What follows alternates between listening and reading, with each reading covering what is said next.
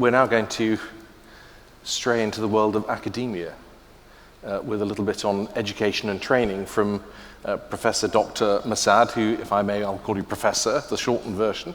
Professor Massad is the founder and president of the Jordan Academy for Maritime Studies, which is a leading quality maritime education and training provider. It has been in the Middle East since its inception in 2004. Professor Massad was also the managing director of Jordan National Shipping Lines until 2007 and remains a board member to this day. And is a well-known name in the Arab world as a leading expert not only in the shipping industry but in particular in the maritime education and training sphere. Professor Massad. Thank you, Andy. Ladies and gentlemen, Assalamu alaikum and good afternoon to you all. Please allow me first to present very special thanks and appreciation for the Maritime Standard team for their outstanding as normal efforts in arranging such international events. Thank you, Trevor, and your team. Thank you very much.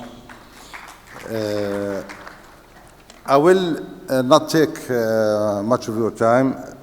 I will briefly discuss an important and probably the most likely the most important element of this shipping, as we call it, the most complex industry. And that is the human element, with particular reference to an important component of this element, and that is maritime education and training. Of course, we all admit that the pandemic has put the whole world in a dilemma and a very strong storm, demanding very skilled commanders to navigate in this shipping market. Crew change, as my colleague from Inchcape mentioned, was one of the major challenges the industry has faced. But as it is out of the scope of my presentation, I will not talk about. Now, talking about the maritime education and training and taking into consideration the long period involved and its impact, immediate and appropriate actions. I'm talking about the Jordanian experience in this aspect, and probably this is going to go everywhere. But appropriate actions were badly needed from various bodies like the IMO, governments, lawmakers, port authorities, maritime education and training providers. As you all realize, alternatives were very limited, if any. The process of education and training had to continue anyway.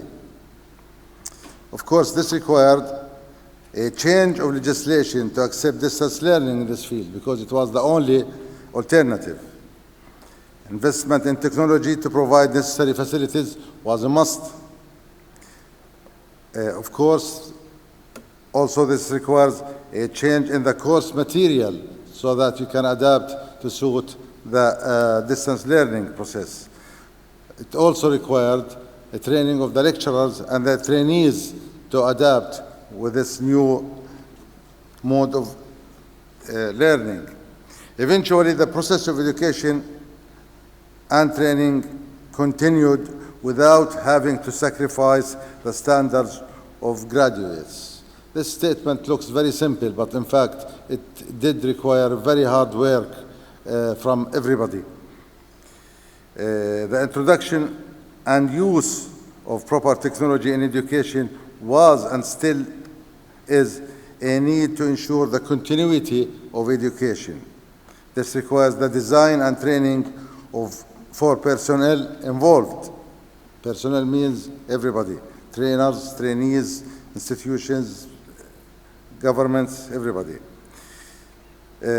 Now, of course, hoping the pandemic is about to disappear, we all pray for that. It's now strongly believed that even when the pandemic is over, distance learning is going to continue as an effective means in the maritime education and training process. In fact, it proved to be convenient for all parties concerned. I don't mean the COVID-19. It's talk about the distance learning. These parties concerned are the learners, the employers, and service providers. These are the institutions providing the education and training. And of course, the society in general, keeping in mind that the quality of education and training is guaranteed, which is an important issue. The continuity of the programs was guaranteed, and this included the refreshment courses, renewal of certificates, mandatory courses, and some other courses. In fact, I'm talking about now Jordan Academy for Maritime Studies. Within the 18 months involved, that is from April 2020 until October this year, you have been able to conduct 649 training courses for 3,577 trainees from 36 countries. Jordan Maritime Commission, in fact, has played a very positive role by extending the validity of the certificates of competence for seafarers, which expired during their service on board ships during their service. These actions provided the backbone for the market and ensured, as far as possible, the stability of the manpower element by keeping the supply of qualified personnel available as and when needed. Thank you very much, ladies and gentlemen.